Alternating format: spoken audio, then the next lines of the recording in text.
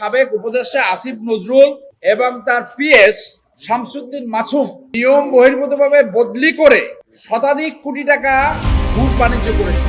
শত কোটি টাকা দুর্নীতির অভিযোগ উঠেছে সাবেক আইন উপদেষ্টা আসিফ নজরুলের বিরুদ্ধে। একই অভিযোগ তার ব্যক্তিগত সহকারী মাসুমের বিরুদ্ধেও। অভিযোগ অনুসন্ধানে ৮ এপ্রিল দুদকে আবেদন দাখিল করেন সুপ্রিম কোর্টের আইনজীবী ব্যারিস্টার এম সরোয়ার হোসেন। অভিযোগ ঘিরে এরই মধ্যে রাজনৈতিক এবং প্রশাসনিক অঙ্গনে শুরু হয়েছে ব্যাপক আলোচনা।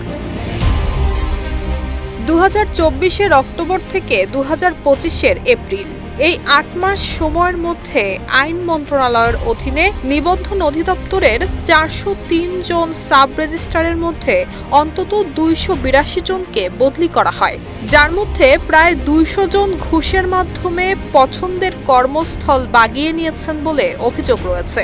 জনপ্রতি 50 থেকে 60 লাখ টাকা লেনদেনের মাধ্যমে এসব বদলি হয়েছে বলে বিভিন্ন সূত্রে জানা গেছে, যা মোট পরিমাণে শত কোটি টাকারও বেশি।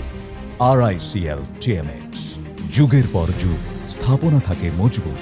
অভিযোগ রয়েছে তৎকালীন আইন উপদেষ্টা আসিফ নজরুলের সময় বদলির ক্ষেত্রে কোনো নির্ধারিত নীতিমালা অনুসরণ করা হয়নি।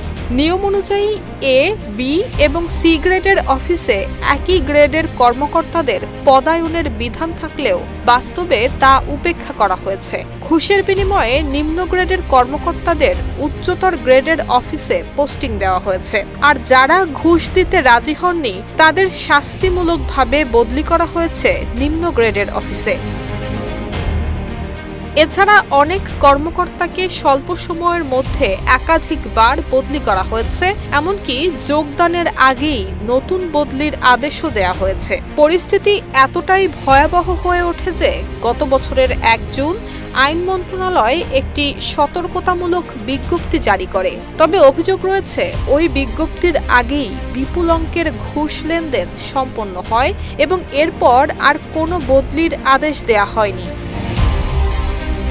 Desk report, Dhaka post.